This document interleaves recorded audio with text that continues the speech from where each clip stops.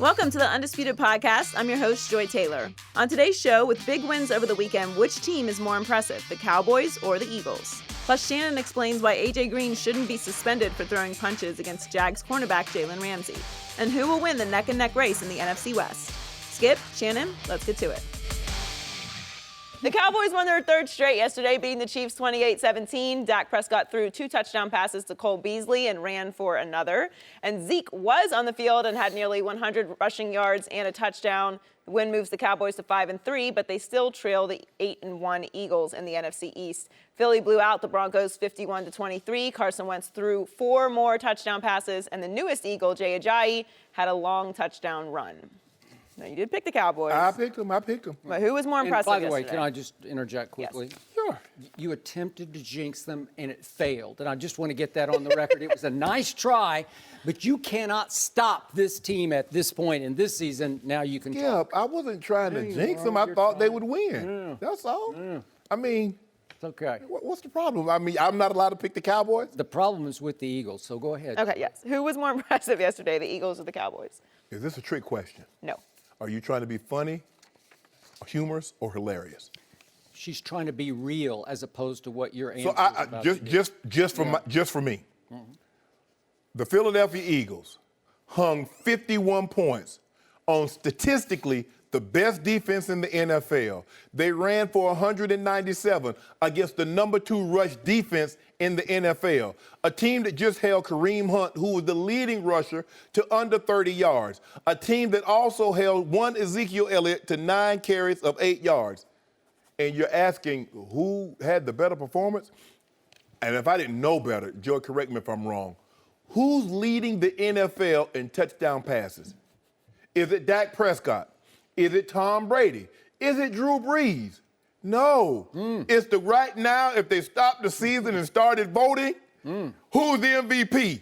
That once in a lifetime quarterback for the Philadelphia Eagles. He was again superb.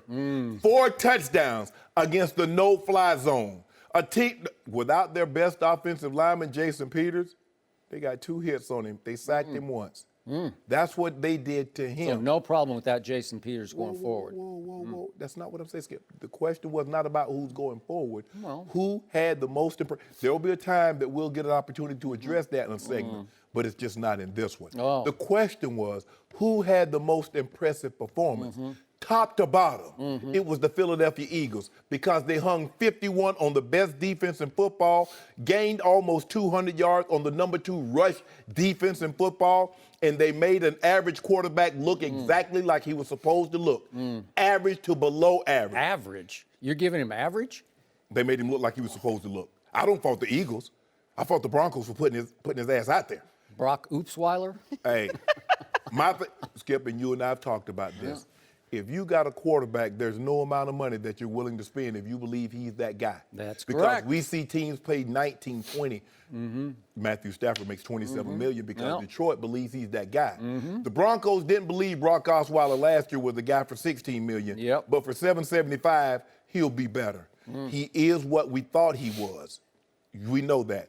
But getting back to the original point, the team that looked the best of the Cowboys and the Eagles, from top to bottom, offense, defense, special teams, there's no question in my mind. There's a reason why they're 8-1 and the number 1 team in the NFL, and they have the MVP currently on their roster. Carson Wentz in a lifetime Wentz. Pennsylvania, Carson Wentz. All I know is that every time I look at the betting favorites, it's MVP, I don't see Dak. And I want to know why that is, Skip, baby. I'm about to tell you why. Okay, Thank you very much well, for go ahead. asking. And by the way, I'm going to disqualify what I watched very closely happen in Philadelphia yesterday. Why are you disqualifying yourself? Fly, Eagles, fly into your bye, Eagles, bye, because it's going to be B-Y-E, bye, as in goodbye, later this year. Okay, you know what happened last year after their bye? Boom. The Eagles hit the ground with a big, resounding thud. At any point in time, last year during their season, did they look like this?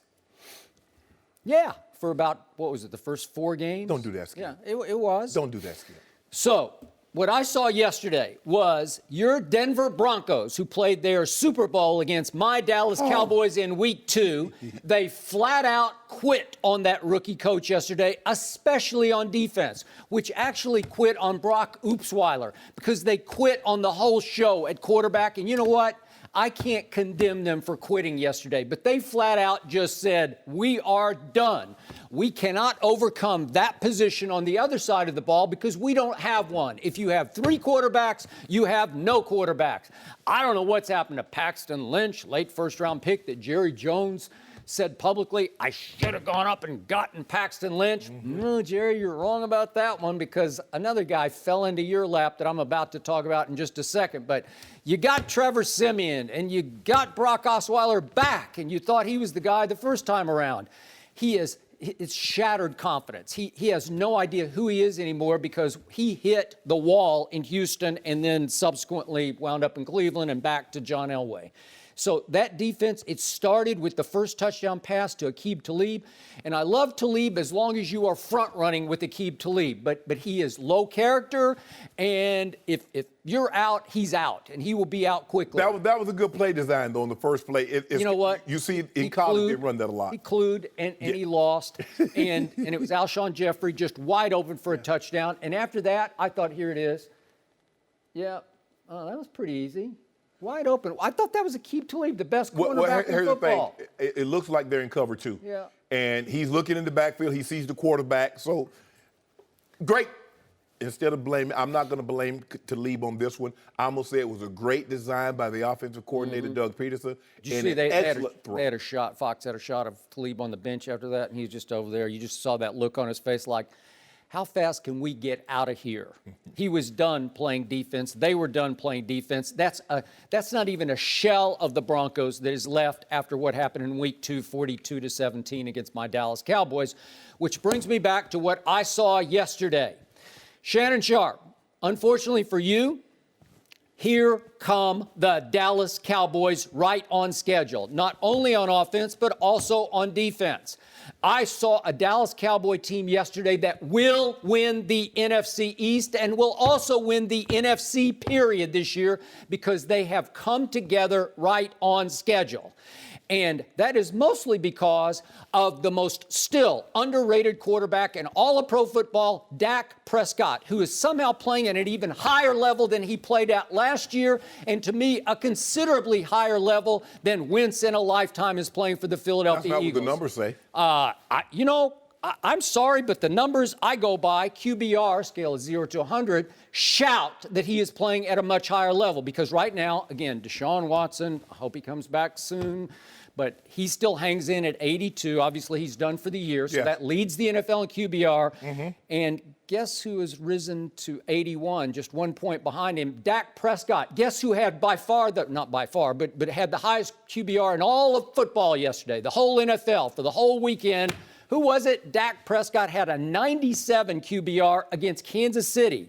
A pretty good defense, 97. No, it's not. Wow, that's They're the pretty 30th good. ranked defense in all of football. They're 32 teams. So don't tell the whole story. No, I think it's a ball hawking defense. And how many turnovers did Dak Prescott have? How many help me out? Oh, they didn't have any. Oh, that will work. So 82 for Deshaun, 81 for Dak Prescott, and then you have to go clear down to 73 to find Wentz in a lifetime. Really? Is that what the numbers tell you? Okay. Help me out. Help me out. Hey, I'm not seeing it. Joe, 97 QBR? Hey, wow. Joe, I just opened up a restaurant. In my restaurant, we sell wins and losses. And right now, Carson Wentz ordered 8 wins. That's what we know. See, you keep talking about the Cowboys Front are coming. runners. Whoa, Skip. You keep Have talking. they played Dallas yet? Help me out. Have they? No, help me out. Skip. Have the Cowboys played the Eagles? You keep talking about the Cowboys are coming. I can't wait. You keep telling me the Cowboys are coming. I don't have to tell you the Eagles are coming. They're here. So let's talk about W's and L's. if Sean Lee had been healthy for two back-to-back home games against the Los Angeles Rams and against Aaron Rodgers, guess what the Cowboy record would be right now? It would be 7-1 because Sean Lee is still the most underrated linebacker in all pro football, thanks in part to you, who continues to say, Luke Kuechly, he gets all the acclaim. He's bad, Kuechly, blah, blah, blah. Baloney. This guy does everything. He's all over the field. He is the driving force of that defense that finally, and remember, this is the second youngest team in pro football. Finally, all the kids are starting to figure out, oh, this is where I'm supposed to be, right place, right time, all because Sean Lee is back. And he did not play, obviously, for either of those two second halves of those two games, but Dak Prescott played plenty well enough to win both those games because in the first game, you remember this? Dallas is up 24-13 on the Rams, and now you look at 24-6 at one point. Well, 24-13. I'll take Leighton. That's almost a halftime. 24-13. You know what? I'll take that. Take it. And Dak Prescott had a QBR in that game of 78, which is plenty good enough to win the football game. But they couldn't hold off either Jared Goff or mostly Todd Gurley, who would have been held off by Sean Lee in the second half. Cowboys led Aaron Rodgers 21-6 late in the first half. 21-6. Can you hang on to that? And by the way, Dak's QBR in that game was a 97 to Aaron Rodgers' QBR of 74. So that was quite a disparity there. But guess what? No Sean Lee, no W. Couldn't hang on. Terrence Williams let a ball go right through his hands. I only have three things on my sports menu. Yep. Wins, losses, and water. Now, which one what would you like to have? Cowboys with Dak Prescott. Dak Prescott should be 7-1 right now. And you know what? What would happen if he were 7-1 with these kind of numbers? What would happen? Would he not be leading the QBR race right now? Skip, we can't do ifs because guess what? If the Atlanta Falcons had held on, Matt Ryan had a 144.1 quarterback rating. They lost, Skip. They lost. The Cowboys lost. They are what their record says they are. The Philadelphia Eagles are 8-1. That's what their record says. Carson Wentz, he leads the NFL in touchdown passes, 23. Only two other quarterbacks in their first and second year have thrown for more touchdowns in their first 7 games. Well, Dan Marino, Hall of Fame. Deshaun Watson has. Deshaun Watson. No. He ain't got this. Can I finish? You let me finish? Dan Marino, you know him, Joy. Good for you, Danny. Yeah. Book him, Dano. Hall of Fame. Kurt Warner, Hall of Fame. That's what Carson. Are you guaranteeing now that Carson Wentz will be in the Hall of Fame? Oh my goodness! See how you jump. You know what, Joy? I think if memory serves, he's already in. Well, they put him in last year.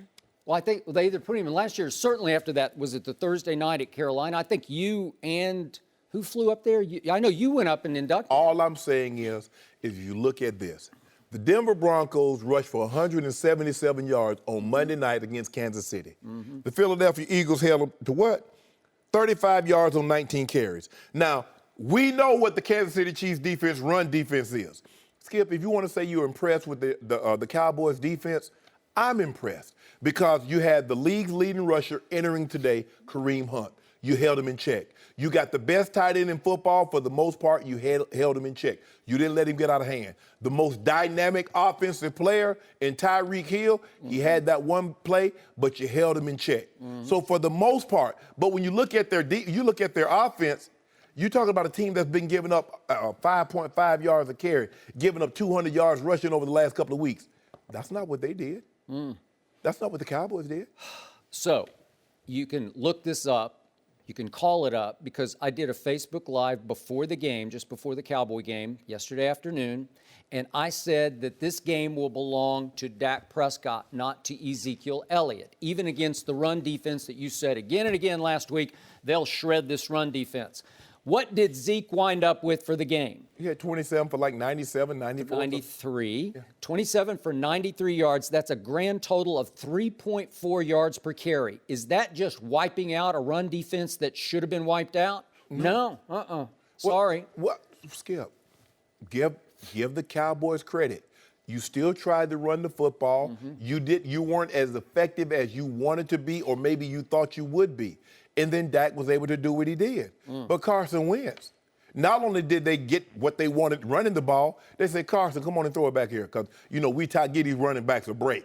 Against the no-fly zone. The number one. It's a no, it's not. They quit yesterday. You know it, and I know it. They quit on that rookie head coach. That's not a good sign. All I know is Tom Brady didn't get 51. Tom Brady didn't get 51. Cam Newton didn't get 51. Matt Ryan didn't get 51. Drew Brees didn't get 51. Matthew Stafford didn't get 51. I keep naming all these guys, and none of them have done what Carson Wentz did yesterday. Your Broncos played their Super Bowl against Dallas and their toilet bowl in Philadelphia. You know it, and I know it. That was ugly what happened yesterday. It was ugly, and we'll address that as we go along in this show. But when you look at it, Skip, all I know is you keep talking about your offense. You had 24 points. At one point, the score in the Rams game was 24-6. You ended with 30. Now, unless Dak did not touch the ball anytime in the second half, that's unacceptable for that offense to get 6 points. He couldn't get the ball back very much because the defense couldn't keep the other offense off the field. So let me ask you a question. When he did get the ball back, what did he do with it? I guess he didn't do enough, but he didn't have it very much. I don't know. Because Jared Goff and Aaron Rodgers just controlled it, mostly because Todd Gurley, and remember the emergence of one Aaron Jones that game, they just dominated time of possession. What was it, like 19 minutes to 11 minutes? You can't put that on Dak. What did he do in the first half? I'm going to talk about my guy, First Cousin, a little later, but he was down. He went 70 yards in 35 seconds. So it doesn't matter how much time you have the ball, what you do with it when you get it. That it ain't all the time. See, I can spend about 15 minutes on the phone with Nicole, but what am I going to say when I get on the phone, Joey? That's all that matters, Skip. So they're playing kids all around the secondary because obviously four veteran members of the secondary are no longer with the secondary. Other than Malcolm Jenkins, name somebody in Philly's secondary.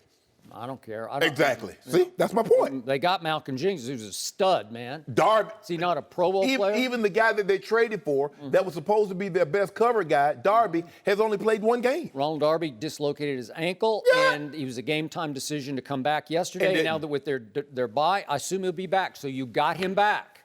You lost Jordan Hicks, your linebacker. He's a we now. I'm talking to him like he's a Jason Peters Eagles we. is not coming back this year. You scared? You ought to be. Scared of what? Against that Cowboy When pass I got rush? that guy, would you see that guy number 11 in your screen? What am I to be scared of? He said, I got this, Shay. Have you watched lately DeMarcus Lawrence Taylor? Do you see how he comes after quarterbacks? And then that David Irving, I kept telling you, he's a monster on the other side. Remember what Rob Ryan said? I don't think I've ever seen a bigger man on a football field than David Irving. Oh, you know Fletcher Cox, right? I know who he is. You know Fletcher. I know. And you know Barnett, that first-round pick they got out of Tennessee? Oh, he's coming. Brandon Graham? Oh, he's coming. You realize the Cowboys are now third in sacks in the NFL, and you realize that the cohesion on the defense really clicked against, remember, Kansas City came in with the third best offense in pro football yesterday, and you just detailed it. They shut down everybody. They shut down Alex Smith. They picked Jeff Heath, of all people, picked off Alex Smith for the first time this year. And they he stared the route down. He stared the route down. 4th and 8, that's his go-to guy. That's his security blanket. So finally, one of our kids made a play. Oh, finally. Now you back on it. Now you back on it, Team Heath? No, I don't love him. I don't love any of them. I just love Rod Marinelli's scheme because slowly but surely it's starting to click and work. I love Jim Schwartz. And I do love the pass rush because it's a better pass rush than Philly has. I love Jim Schwartz. Yeah, wide nine. I love when he gets, well, they call it a wide nine. We used to call it a cowboy front because that's what Jimmy Johnson played. Good. They want that cowboy front. Going to out-cowboy that front. That's the terminology they call it a cowboy front. Skip. But okay. But now it's called an eagle front because when they line up Fletcher Cox and Brandon Graham and Barnett, when them busts up in the air, Skip, they're coming. Eagles coming, coming. So here's what I'm going to tell you what's going to happen, and I told you this was going to happen last year. What's going to happen?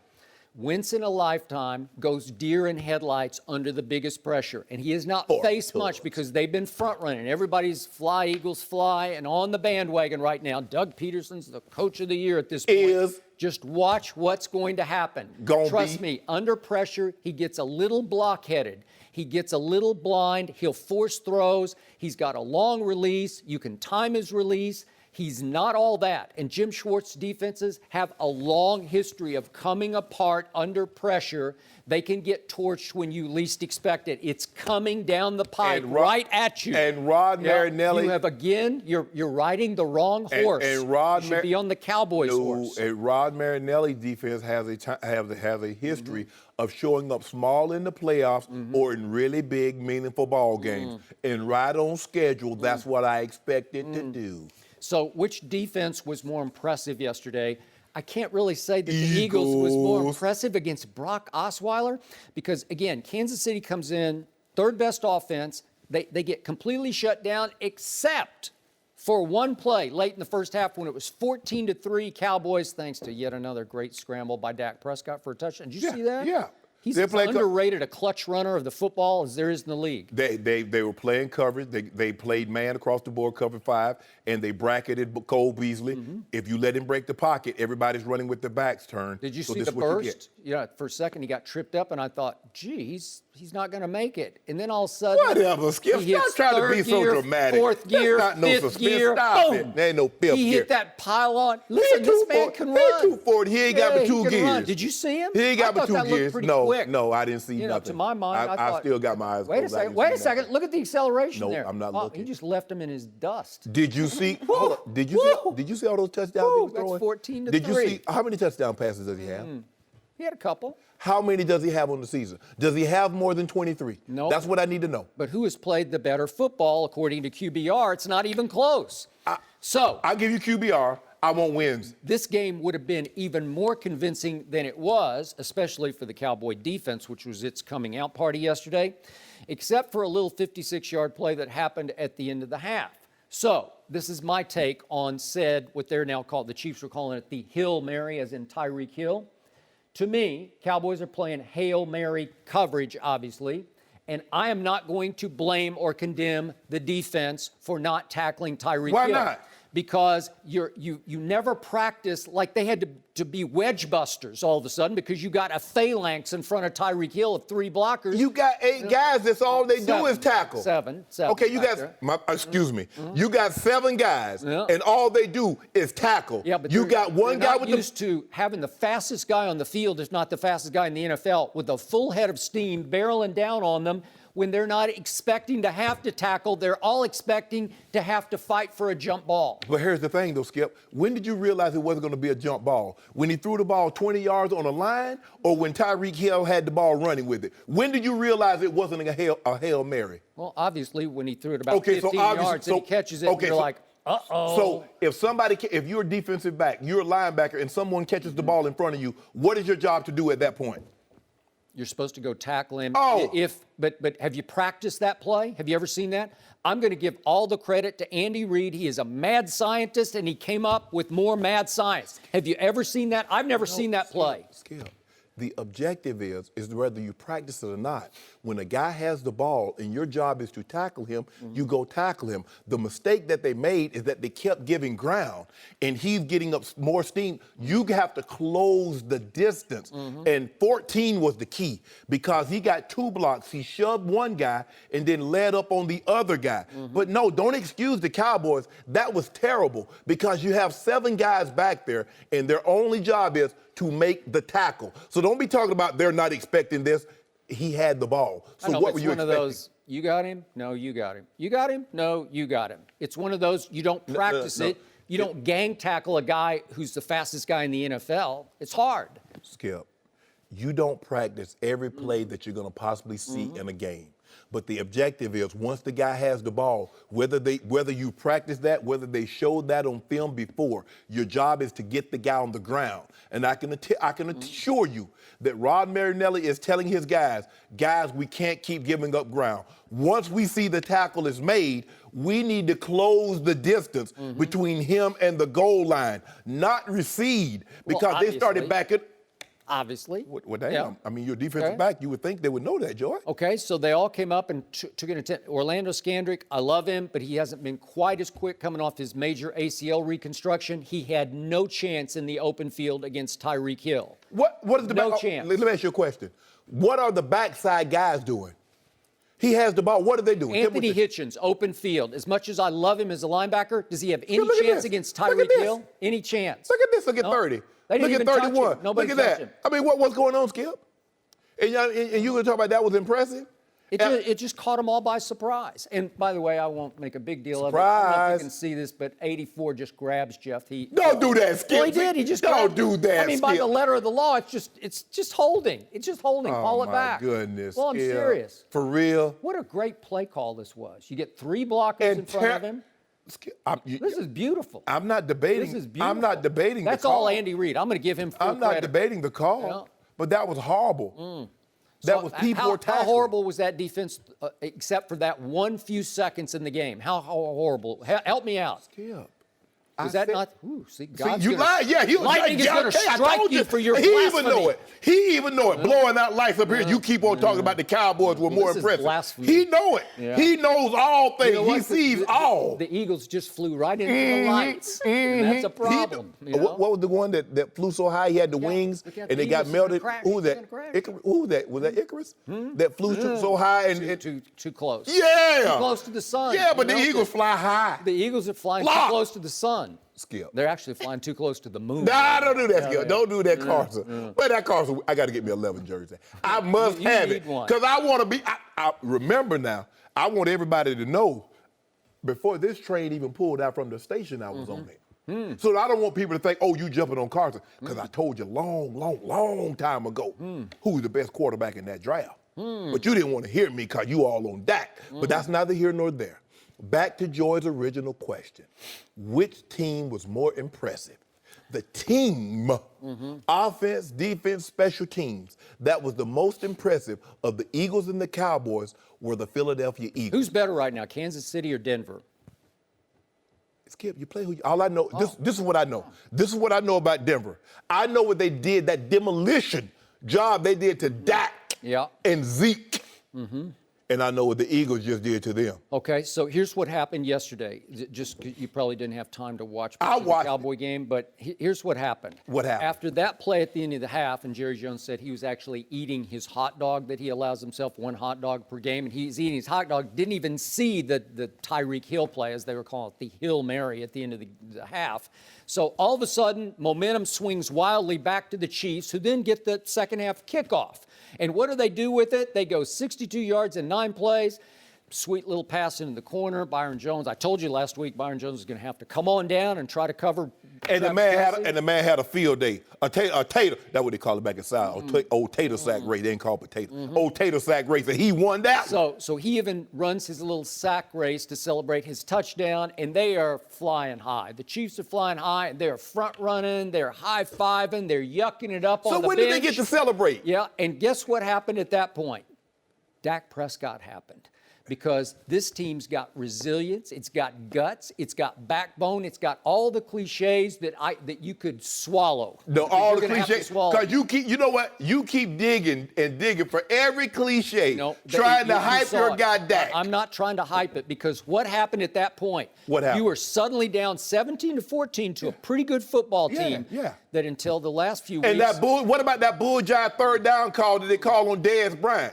That would have been 4th down. They'd have had to punt. That was not pass interference. Yes, it was. Grabbed him. Skip, don't do that. No, don't do that. I didn't even. Don't do that. I didn't even write that in my notes. You shouldn't have. I know you. Of course not. So it goes Dak, 75 yards in 12 plays to take back the lead at 21-17. And what happened? I told you he's such a clutch runner. What happened on 3rd and 3 at the 9-yard line? Do you remember this play? What happened, Skip? Now, 3rd and 3 at the 9. Do we have that play? You know they got it. I don't know. You asked Maybe for we it. don't. Here it is, 3rd and 3 at the 9. And guess what? Oh, he ran for a first down. Was that not clutch? That's a 4-point swing right there. You don't think that's a big-time run? Joy. They've run a quarterback draw on that because he weighs 240 pounds and he's got really quick feet and he can just flat out run with the football. Well, first of all, what is 25? Go right now. What are you selling? What are you stopping for? I don't know. It's Dak Prescott. I don't care who it is. 25 got to drive that. So then the defense forces a punt, and guess what happens? 87 yards in 13 plays happens to go up 28-17. And in that drive, Zeke did have 16 yards on 5 carries, but Dak went 6 for 7 for 60 yards. And the one that wasn't complete was, it was a Dez Bryant drop on which he got hurt. Think about I don't know. Can we see that play just for the heck of it, that Dez Bryant Why drop? you keep trying to do that to Because I Dez, want to Skip? make sure that everybody sees what happened. This is how Dez got hurt. Oh, he hit him right in the hands. Oh, he dropped it. He couldn't hang on to it. Then he got his ankle caught up underneath. That's 88. What you want me to do? Well, how many times are you going to keep throwing it to 88 and have him drop it? I'm just asking. Dak had the game. He had a 97 QBR, throwing too many passes to 88 because he's forcing him too many passes. I just want you to help me understand this. A team in Philadelphia hang 51 points on statistically the best defense in the NFL. They gained almost 200-yard rushing against the number 2 rush defense in the NFL. Von Miller, we know what he represents, a Super Bowl MVP, because he's relentless in the pass rush. Used to be. Wasn't yesterday. I watched the whole game. Didn't he get a strip sack? Yeah, he just. Oh, did he strip sack Carson Wentz? Thank you for bringing that up. I forgot about that. You know, I tell you what, Carson. And let me tell you what happened. If you throw 4 touchdowns a game and you turn the ball over once per game, I guarantee you 64 touchdowns with 16 picks will get you MVP every single year, Joey. So you can minimize this and try to poo-poo what Carson done. But I'm just telling you, all that QBR, you can have it. Give me the guy with the wins, and I'll just sit right on over here. Me and Carson, we just sitting over here. You're like, oh, Shay, where you think I should put my MVP trophy? I said, wait, what? Are you guaranteeing it right now? Well, guarantee it. Go ahead. I'll tell you who won't win. Who? Dak. How do you know? Well, how do you know Carson What if won't? they just keep on keeping Okay, on? I'll take Wentz, you take Dak. Okay, I got that. For the case of who finishes higher in MVP voting, I'll take Dak. I'm not saying he's going to win it because I told you all along, I think Tom Brady's going to win MVP. Tom Brady ain't going to win it. No, he is. Okay. So you want to do who finishes higher in MVP voting for a case of Diet Mountain Dew right now? Hey, I don't want no diet. Huh? What do you want? You know what I want. Real? Okay. I want no real. You know what I want. Real. Joy, what I want. Something you're not going to drink? All I drink is hen, no matter what. So don't even ask what's in my cup.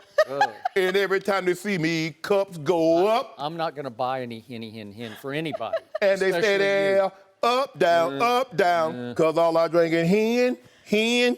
That's what I want. That was impressive. Well, that was really How many times did you practice that? I've been practicing. Hey, but I'm just trying to, can you help me out, Skip? A team All right, so we have a 51. case of Diet Mountain Dew. Yeah, Wentz got this. You got it. He asking me where he should put his trophy at. Thank you. I said, put it in your mom's house back in North Dakota. He has to play the Dallas defense twice. You realize that, right? Yeah. And gonna run through them. And wait, you realize he has to go to Seattle and he has to go to the Rams? Yeah. That's how we gonna get the MVP. Oh, that's how you're gonna lose the MVP. By doing just that. Oh, we already saw what the Rams did to you guys in your building. Yeah, we're up 24-13 near the end. You see how you preface that? You're great English. What did you major in? English? English and history. English and history. So you know tense. Were is what? Past tense. By the way, Jared Goff had bad grammar yesterday after the game, but go ahead. Don't do that, Skip. That man threw 4 touchdowns, 311 yards. You gonna talk about some grammar? He should have said, I don't give a D what y'all say. He went to Cal, so Don't do that, Skip. I guess he went to Cal. I don't know. They say he went to Cal. Not sure. Let me ask you a question. So who had the better day? Was it the guy that went to Cal or the guy that went to Vanderbilt? Well, I mean, that's Obviously. just gratuitous. Obviously. No, that was a gratuitous shot. So I'm going to be objective about all of the above. Yes, I am. I'm going to be objective as opposed to you. And so here are the issues facing my Dallas Cowboys. Obviously, they had 3 injury issues. We just saw Dez's ankle. I don't know. I think he could have gone back in. I think his pride was hurt more than his ankle, but I'm just guessing on that. So he said after the game, no big deal. I'll play next week. When is he going to get 100 yards receiving? I don't know. Maybe at Atlanta. I don't know. Somebody's going to have to come up because Terrence Williams, who had kind of a re-coming out party yesterday because his ankle has plagued him all year, hurt the same ankle on his last catch and run of the game. And then he left the game, and I don't know. He said after the game it's just the same old ankle. I don't know if that's a good thing or a bad thing. Maybe it's a bad thing. It's a bad thing because it's been hurt. It's easy. It's easy for it to reoccur. But I'm gonna tell you this. This is what I will give you credit. This is what makes Dak Prescott dangerous because his ability to not focus in on, I know I should be throwing to the guy that makes $16 million, but the guy that makes $4 million is getting open. So I'm not going to force it to that guy. That's true. I'm going to give it to this guy. That makes him very dangerous. But that old guy in Pennsylvania, he got them tight ends up there. He got Alshon. He got Hollings. They loaded, Skip. By the way, didn't even have Ertz yesterday. Ooh, So that's what that song by Being Shawty. objective. I'm loaded. So Don't know where to point this thing. and you don't have your left tackle for the rest of the year. Why you And worried about it? Every once in a while, We don't I need don't it. have my left tackle, Ty Smith, who yesterday, after he's fought a bad back all year, now he's got some groin issue, and he missed the last 5 minutes of the game, so I'm not sure about him. But I assume he'll try to go. But that's what happens, Skip. Everything front to back is correlated. You know when the back is hurting, you're going to end up hurting something else. Yep. And that's what happens. It's hard to come into the season when you're banged up and not eventually leave the season banged up because you're trying to battle one thing and you're trying to compensate and you end up hurting something else. But the one thing that I know that does not need any compensating for, lay 'em. That's what they say. Joy, what did they say? They don't say 11. You go outside, Now, they say 11. I only care about 21 because now we're going to go through yet another week of will Zeke play or will he I ain't not even play? talking about that. Yeah, well, I'm going to talk about it right here, right now. What's because gonna happen? It hangs over his head and it hangs over the head of this football team. And they said last night they gave him a standing ovation when he walked back into the room on Friday because he had no idea whether he was going to get to play or not play. And now I guess he's going to have to make another trip to New York and another court appearance at the appeals court, Second Circuit. And tell Jerry to tell him to stop. Jared lawyer's trying to get him to settle. Zeke, don't you settle this. Okay, and that was reported by Adam Schefter at ESPN, but later in the day, the NFLPA predictably said, no, that's not true. We're not trying to settle. No, the NFLPA is not trying to settle. Yeah, that's what I'm Jerry saying. Jones' attorney is trying to get him to settle. Go ahead and say we'll do 2 or 3 games. Okay, well, obviously the NFL is not going to settle. No. Because a point that we've made 1,000 times on this show, you can't settle domestic violence. Oh, he only hit her 3 times instead of 8 You either have times. a policy or you don't have a You policy. don't. You can't. It's either 6 games or no. it's no games. And you know what Roger said? Roger said, I got this whole thing, Brady v. NFL, in my back pocket. He said, hey, i.e., refer to that. When all else, you know what they say, i.e.? What that doesn't mean? Refer to this. And that's what he got in his back pocket. So I'm going to say it one more time. Ezekiel Elliott has a very strong case, I believe, against Roger I Goodell. don't care if he didn't have a case.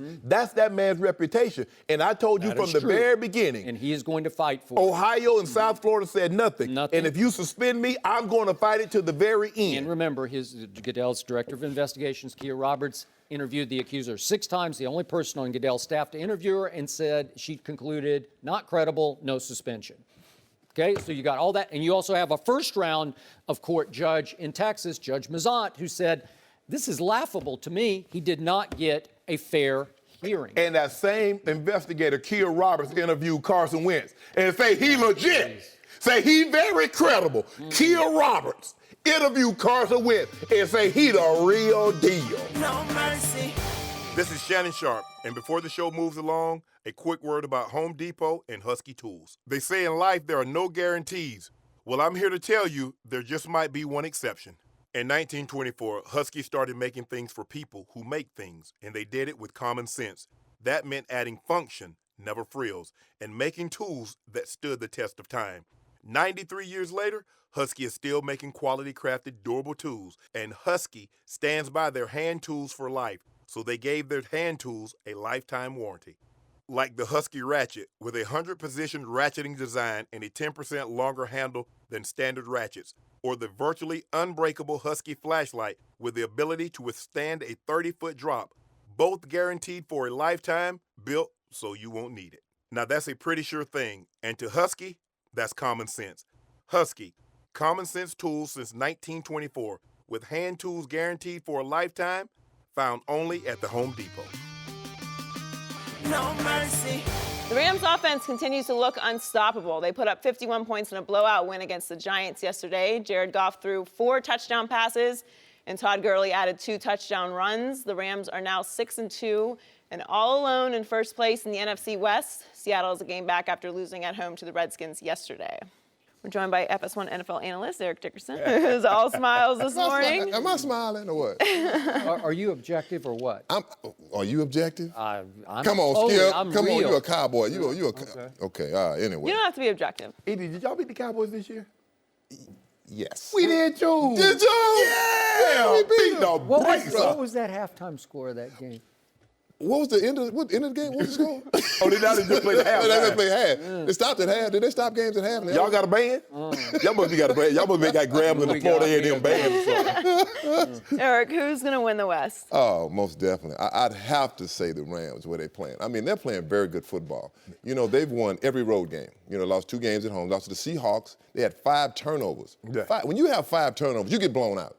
They lost that game 16-10. Yep. They had a chance to win that game on the last play of the game still. That just shows you how this team is really coming along. Right. I mean, Cooper Kupp Had it in his hands. Hey, it happens. It happens. Your guy Dez, he catches balls like that. Okay. That's okay. but most definitely, I would have to say the Rams. They play great special teams. They play. You know, their defense is up and down, but that defense is really catching up, and the offense is second to none. And we got a lot of weapons. I mean, Todd Gurley.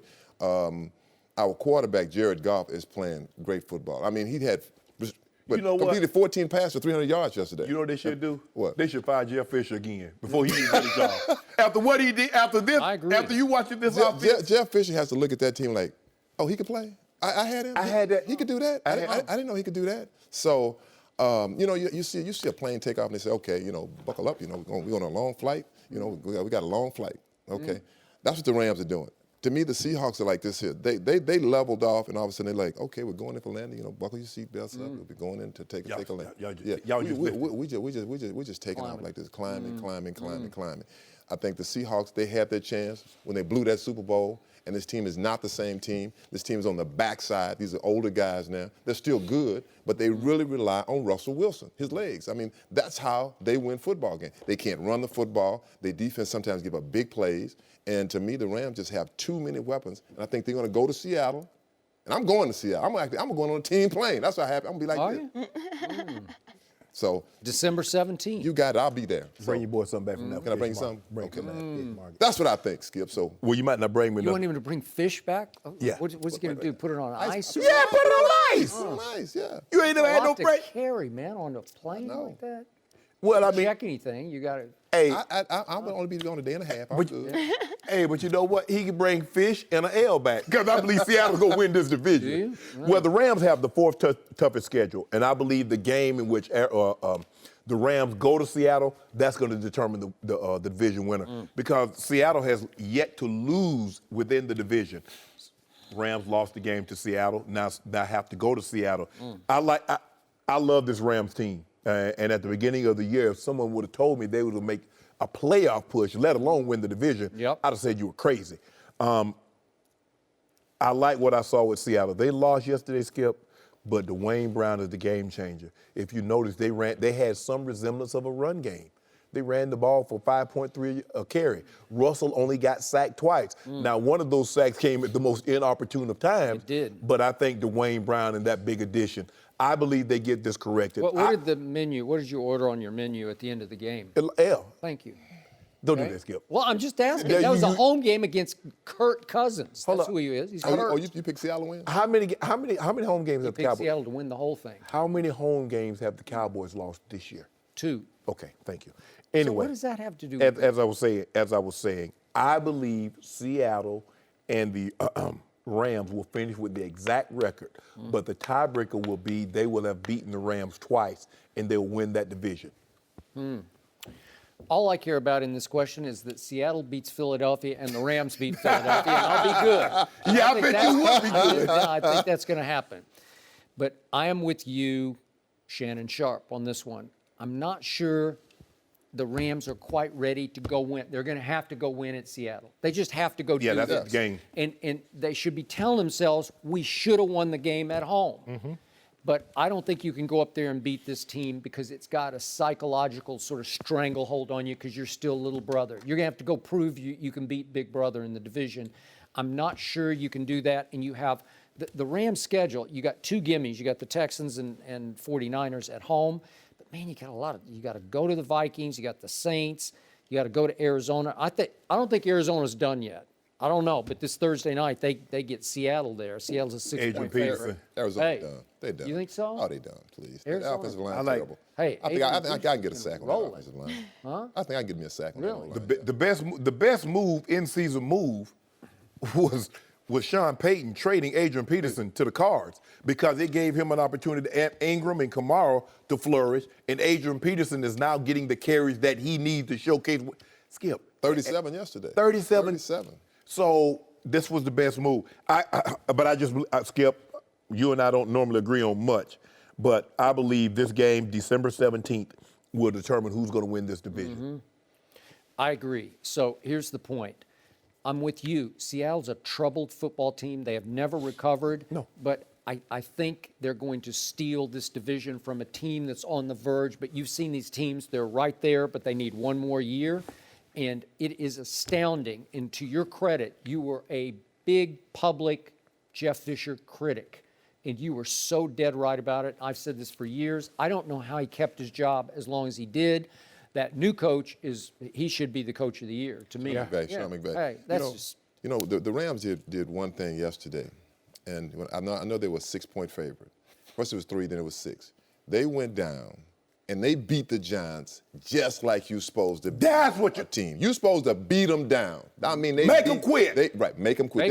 They made the Giants quit. They made the Cards quit, and they made the Colts quit. That's what you're supposed to do. And I just still believe that this football team, no one's giving them any credit. So it's like, hey, we ain't got nothing to lose. We're not supposed to even be here. Right. We're supposed to be 4-12 this year again. And you talk about weapons, Skip, offensively, they got them. Todd Gurley, Sammy Watkins, Woods, Tavon Austin, they got weapons. And defensively, don't talk about that defense. Because, boy, the Aaron Donald, and you got Wade Phillips calling that defense, Ogletree and Brockers and Robert Quinn. sometimes they don't play up to that talent. They don't. I mean, they still get it. But I'll tell you what you saw yesterday in the game is that you saw Sean McVay go over. He was sitting on a cooler while the defense is on the field. Like, I'm not even worried about it. He's got this. Right. And that's what a good coach does. My defense, I'm not worried about it. I'm on my offense. I'm not, okay, now the offense back on the field. Now I'm going to go and do what I have to do. Right. He's not worried about that. So to me, you're right. He has a chance to be coach. If we go to the playoffs, he should be coach of the year. I mean, we haven't had a winning season in 14 years. 14 years. He's going to be the coach of the year. Sure. Well, Doug Peterson get my vote. Old Peterson. Old Dougie Doug. The man said he had Peyton Manning, Brett Favre, and Jim Kelly. All wrapped into one. And he ain't lie. Did we get that on tape? I'm like, yes. You're going to eat those words. So here's the point about Seattle. They're going to probably steal this division, and they're going to lose in the first round of the playoffs. Mark my words. I tell you, troubled football. I tell you team. who they won't lose to in the playoffs. Because they won't be there. The Cowboys. By the way, they have to Your team go gonna make it, to the Cowboys. Make what? Playoffs. No. Playoffs? I just hope we can win a game or two. We're not going to be about no playoffs. No mercy. A.J. Green and Jalen Ramsey were both ejected from yesterday's Bengals-Jaguars game. Ramsey started it by shoving Green to the ground. A.J. then got up, pulled Ramsey down by the neck, and threw several punches. After the game, Green apologized for his part in the fight. Let's take a listen. I shouldn't have reacted that way, man. I apologize to my teammate, Mr. Brown and everybody, because that's not who I am. Just got the best of me today. When you start just trying to take cheap shots when I'm not looking and stuff like that, man, that's when I got to defend myself, and I'm not going to back down for anybody. I have a son, and I'm not going to teach him to, just to back down from anybody like that, man. It's a respect thing, and I respect all my opponents that I go against. But when it gets to a level when I'm not looking to put myself in danger, then I'm going to have to defend myself. Definitely have a career in pro wrestling whenever he's done. Strong Stone Cold Stunner there. Welcome, Tony Gonzalez, Fox NFL analyst. Shannon, should A.J. Green be suspended? No. He blacked out. He thought Jalen Ramsey was Andy Dalton because Andy Dalton was stinking it up. and he put him in a rear naked choke. I heard that he had been training at the Wink John Academy, Jackson Wink Academy in Albuquerque, New Mexico. He watched the MMA fight Saturday night, Skip. You saw GS St. Pierre? Yep. Yeah. Michael Bisping got him in trouble, side mounting, rear naked choke. He wouldn't tap out, went unconscious, and that's what he did. No, let me tell you why AJ Green did what he did, Skip. He wasn't paying attention, and Jalen Ramsey shoved him. And he thought, man, you could have torn my ACL. That's why he responded like that. This is totally out of his character. Now, I've only been around this gentleman a handful of times. Very quiet, don't do a whole lot of talking. Yep. But like he said, when you put my career in danger, this is what I'm going to do. He's just walking back, Skip, and the guy shoves him. That's why he reacted like he did. I tell you what, I bet you Jalen Ramsey won't shove him again. He put that rear naked choke on him, Skip. And he didn't even let him go, Skip. He was Jalen Ramsey trying to tap out everything. Joey said, come here again. I'm going to get you again, because I'm going to teach you. I'm not the one. See, you think because I don't get all up and I slam the ball and do all that other stuff, I ain't about that. But I'll tussle if I have to. Jalen Ramsey, he won't have any more problems out of Mr. Jalen Ramsey moving forward. He should not be suspended because the precedent has already been set. In 2010, Andre Johnson and Cortland Finnegan got into a fight in which everybody was throwing punches, and then nobody gets suspended. It was a $25,000 fine. I expect the same to occur in this instance. And I expect for A.J. Green to be suspended for one game for what he took upon himself, because I've also gotten to know A.J. a little bit on other shows that I have been on, and he is first class. He is calm, cool, collected. As you say, he's a quiet guy. There's no typical diva receiver in him. He is not an emotional thunderstorm waiting to happen. There is no Odell in him. And I believe that yesterday, after all that had gone on, he finally made a calculated decision, because he is a calculated, high IQ football player, to accept the ejection and the suspension that were about to happen just to get even with the Jalen Ramsey, who had been trash-talking him, and I think it got real personal. Some things got said that he just couldn't live with after a while. There'd been a lot of little cheap shots, just a little bit after the whistle. And by the way, on the last sequence, A.J. kind of starts it with a small push. Yeah, he just a little push. He just put his hand on him, and Jalen pushes back, and then it is on. And when he decided to go, he went completely. That's what you do. He just said, I'm going to accept all of my punishment here. I'm going to choke him out. Then I'm going to throw not one or two. I'm going to throw 4 punches at this man. I'm going to take my pound of flesh. I'm going to take my stand. I'm going to teach him to respect me going forward. And maybe that will be accomplished. But again, if I'm a teammate of his, I am not pleased with that, because effectively he's saying, this is a lost season for us. We're about to be 3-5. We can't win this game. They're down 13-7 at that point. It wound up 23-7. And I think he made a calculated decision. I'm going to get even with him at the expense of my football team. That's what I think. I would support any of my teammates. Do not let anybody on this field punk you, because Tony, you know how it is. If I find, what can I get away with? Because it's a push this time, it's going to be a trip next time, it's going to be a forearm something. I'm going to nip it. See, don't worry about it. Ref, you didn't see that? Okay, don't worry about it. I'm going to give you something you can see. You got the flag stuck in your back pocket, I guarantee you what I'm about to do to him, everybody going to throw their flag. I ain't never seen so much laundry on the field before since I was in a college dorm room. He's going to get suspended for what he did. I agree with you, too. I think, for sure, it's a no-brainer. You are dreaming if you think he's not going to get suspended at least one game. I remember playing, you just reminded me of a story when I first came into the league, and we've talked about it before. Bill Romanowski, one of the dirtiest players in NFL history, no doubt about it. I go out there, I'm a young pup. He's out there punching me after the play, and it showed up on film. And I didn't do too much about it because I didn't get kicked out, and I was just a young rookie year? Rookie years, rookie year. I think, it's my rookie year. And I remember Dale Carter. I don't know if you remember Dale Carter was I know. a cornerback, and he was out there a little bit. And he came up to me during the week, and he looked at me, and he said, you better not let anybody ever treat you like that again, ever. And next time he does something like that, then you go right back at him. And then from then on out, every time I played against Bill Romanowski, I went after it. And I gave him a little extra stuff because he was doing that to me. And I agree, you have to serve justice in the NFL. Otherwise, you're going to get your butt kicked around the league. Deacon Jones said that. Now, but what A.J. Green did there, that you can't do that. Because of we need you in the game. Yeah. He lost it, though. I understand. I have been there where you feel like you want to do the thoughts in our heads that's going on in that football field. If you could get in there, you're going to take us to jail because we want to do jail time at that point. We have passed the point of reason and rationale, and you are in a different planet at that point. And that's what happened to A.J. Green. He flipped his lid. He apologized for it after the game. Jalen Ramsey, I don't know why he got kicked out of the game. Because he got beat up.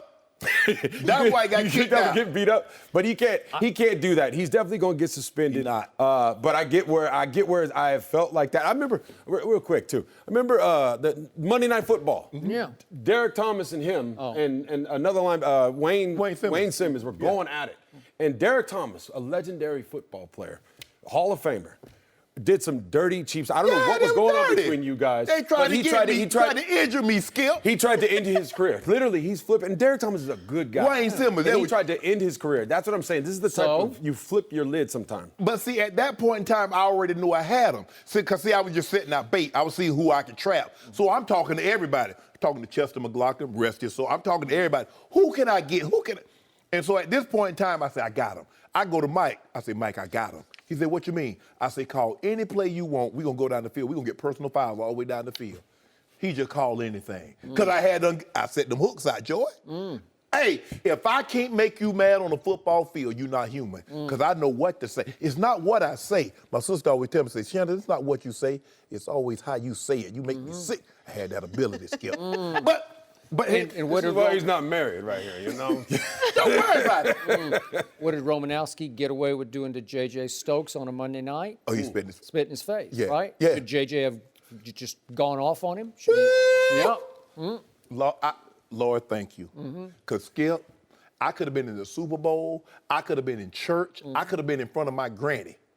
Oh, I'd have had to whip it. I'll put it like this here. He might have whipped me, but see, this is the way I look at it. That almost split your whole football team. team. Oh, absolutely. And I told Romo, even after we had the team meeting, Romo and I met one-on-one. And I just told him, I said, Romo, that's unacceptable.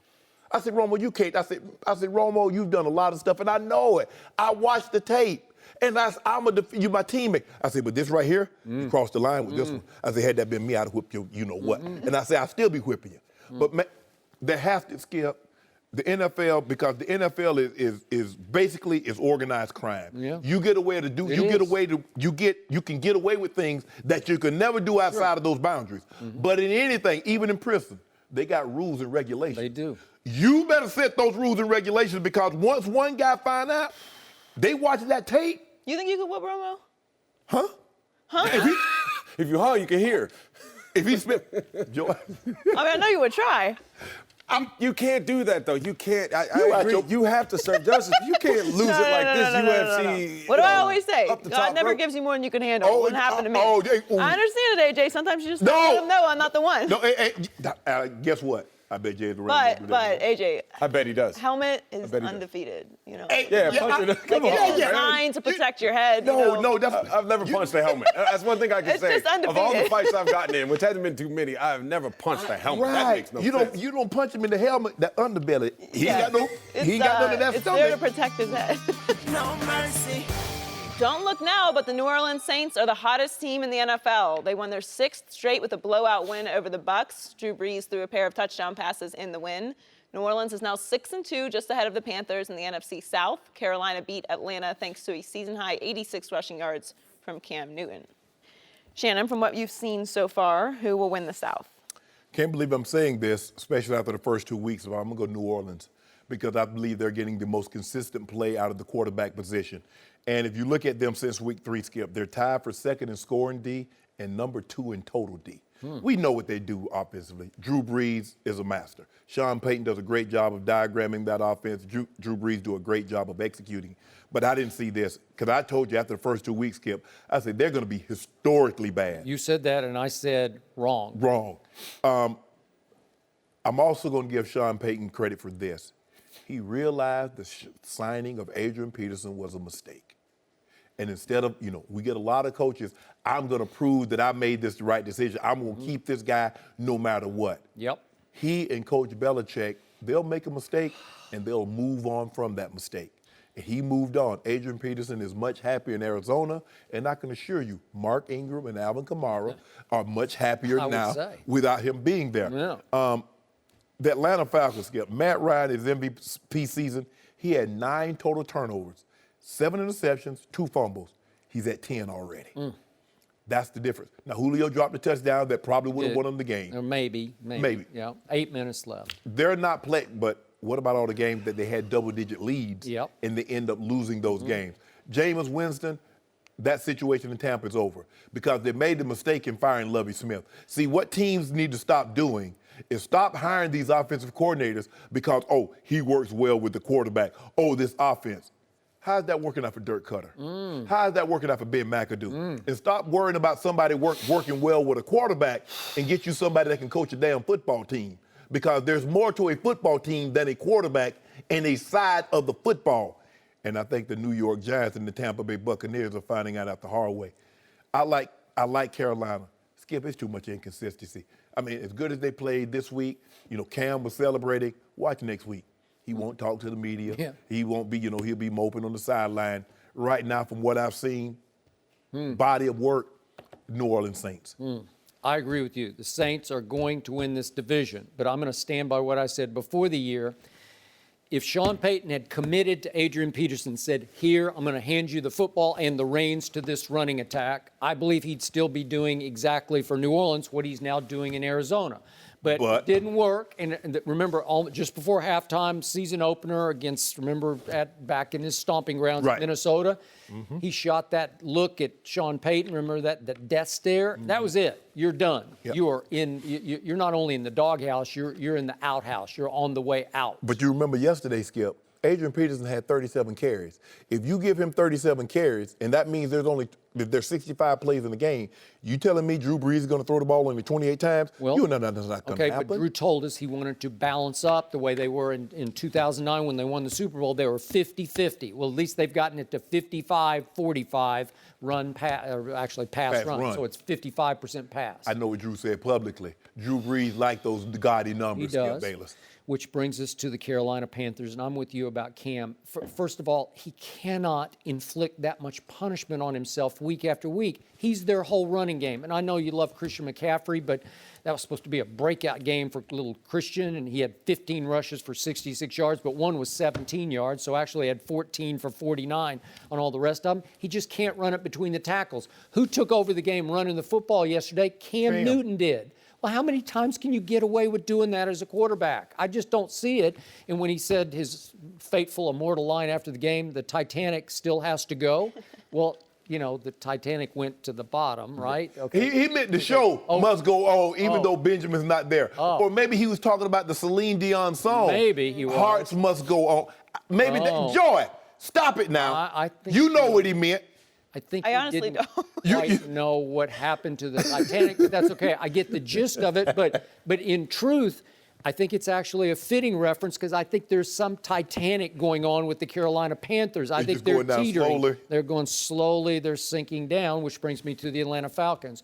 Would you believe they have already been installed as a 3.5-point home favorite over my Dallas Cowboys? Yeah. I want some of that. I want some of it too because I'm picking them. You're picking who? I'm picking the Falcons. You are? Yes, I am. Will you give me 3.5 right now? here, No, right I now? give you Jack. Well, that's what Vegas said. No, what we don't give a a doing? No, what they're doing is that Atlanta Falcons going to get right on you guys. Really? Julio. Okay. So this is the same offense that Sanu said last week is 2 totally different offenses from last year. And you just blasted it because Sarkisian isn't Kyle Shanahan, and everything's different. Terminology's a little different. Every routes are a little different. And they still going to beat the Cowboys. Really? Yes. Wow.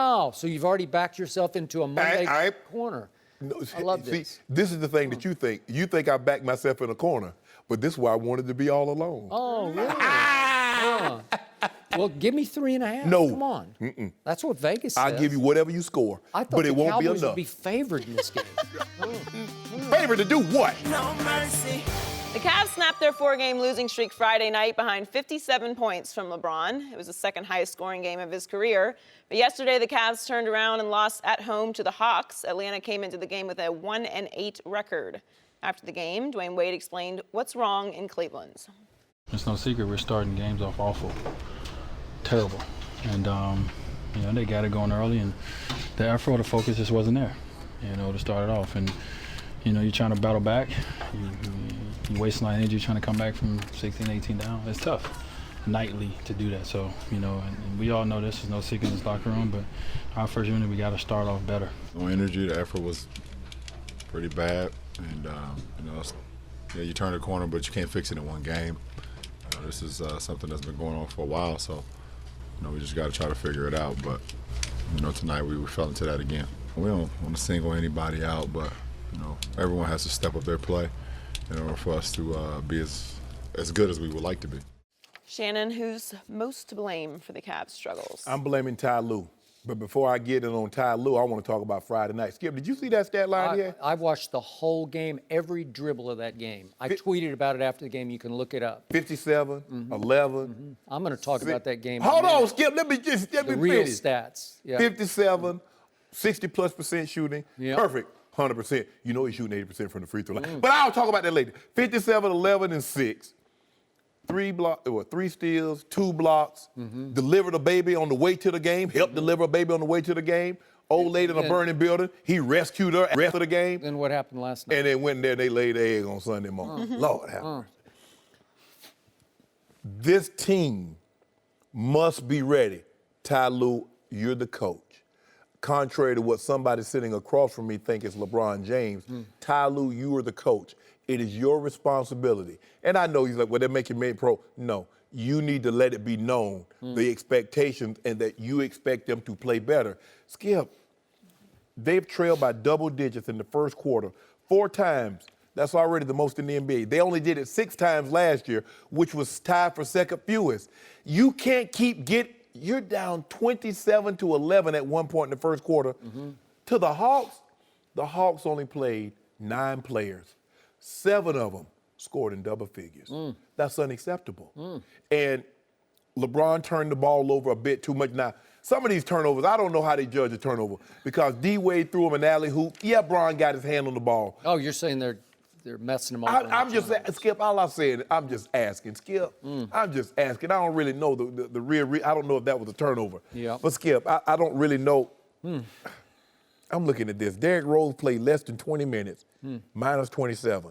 Jay Crowder played less than 24 minutes, minus 24. Yep. Now, Skip, all of a sudden, JR is scared to shoot. You see JR behind the three-point line playing hot potato with the ball. They pass it to him to shoot. He passes it to somebody else. When have you known J.R. Smith to turn down a shot, Skip Bayless? When has there ever been a shot that JR did not like? Now all of a sudden he got a conscience. Now all of a sudden he got morals on the basketball court. Shoot the basketball. He's an unhappy camper right now. Well, you want us to get you up out of there? Because we can try to do that. Okay. Maybe you should.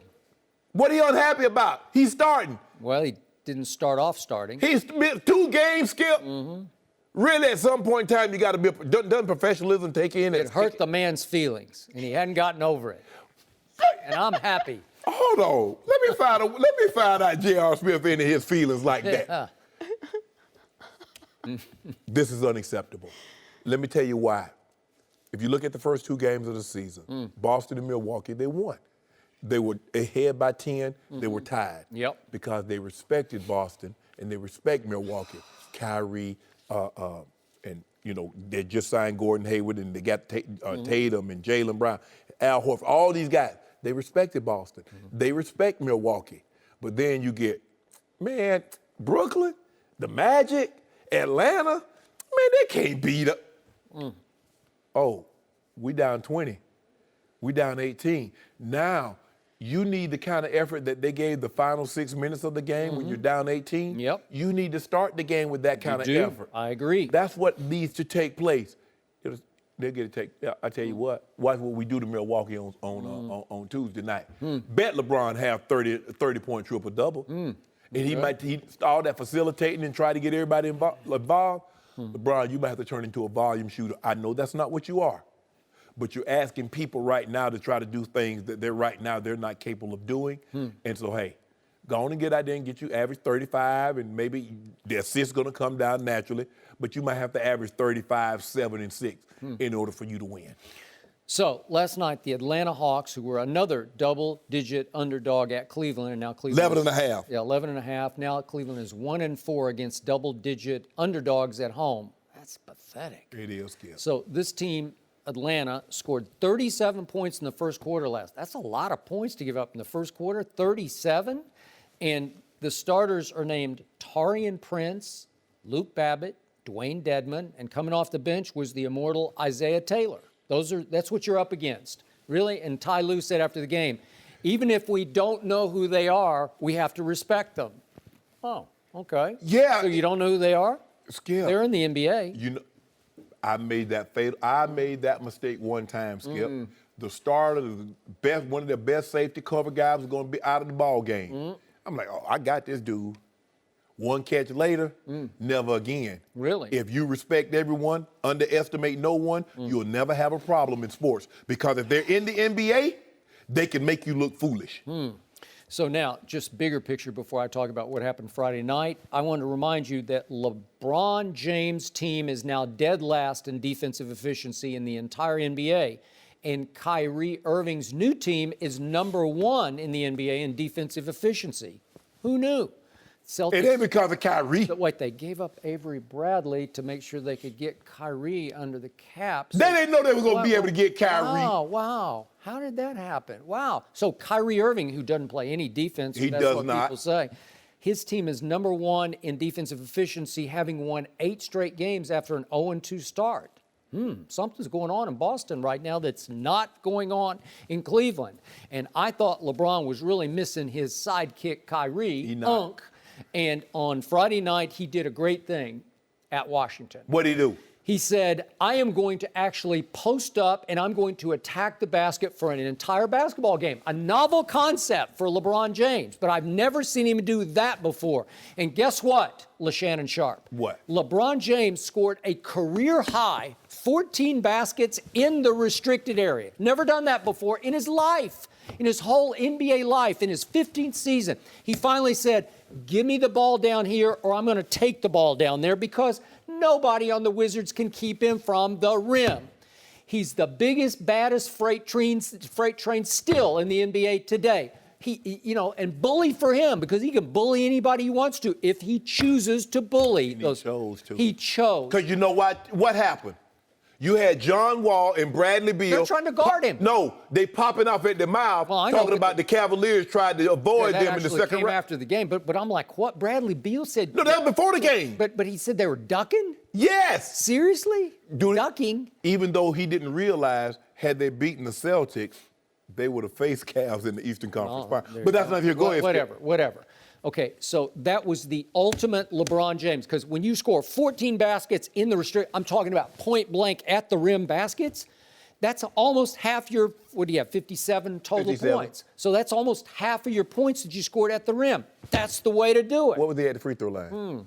I forget on. You Skip, you didn't forget. I don't remember. Skip, what was he at the free throw line? You got to here's the chart right here. I got it. I just so happens, just in case I thought you might forget it, and I was like, you know what, LeBron's gonna forget what LeBron did at this game. Let's see, LeBron James right there.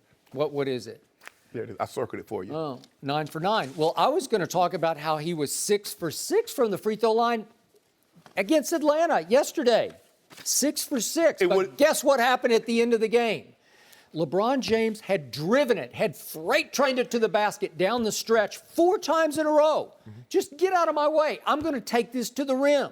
And the last one came with 13 seconds left, if we could see that. He just goes coast to coast and says, I'm sorry, get out of my way. If we have that, here we go. Look at this. He just goes coast to coast and just lays it in. Yes. That's against what's left of the Atlanta Hawks. Yeah, but here's the thing, though, Skip. That's only to cut it to 2. Okay. So they were willing to give that up and not give not fouling. The immortal Isaiah Taylor goes to the free throw line at the other end, and of course, he bricks both free throws. Yes. So here comes LeBron, gets the rebound, and here he comes again. And can we see the last sequence of the game? I'm saying just attack him, LeBron. Just attack. Just attack.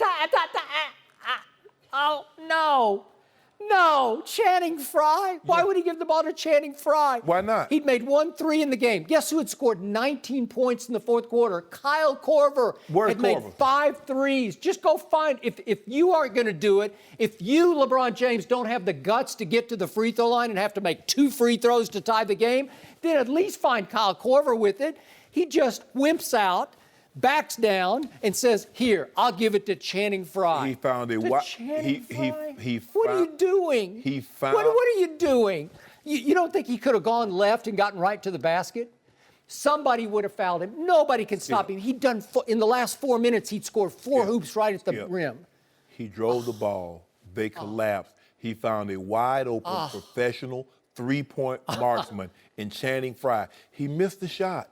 What do you like better? Do you like better LeBron driving the basketball after what you saw on Friday night? Or do you like Channing Frye, who had made 1 3 in the third quarter, taking that shot? The lane did not open up. It did. If you want to go left-handed and just attack, and Damari Carroll standing down there, there's no way he can stop you. You're going to get to the free throw line, but that's the problem. You're going to get to the free throw line. I know. Listen, once they lost this game, I knew you would find a reason to find fault in LeBron. You got back. You fought you scored. You gave up 37 in the first quarter. You scored 37 in the fourth quarter, but you needed 2 more. LeBron James. Yeah, you're right. They gave up 37 in the first quarter. They gave up another 37 in the third quarter. Okay, but look, they scored 37 in the fourth quarter.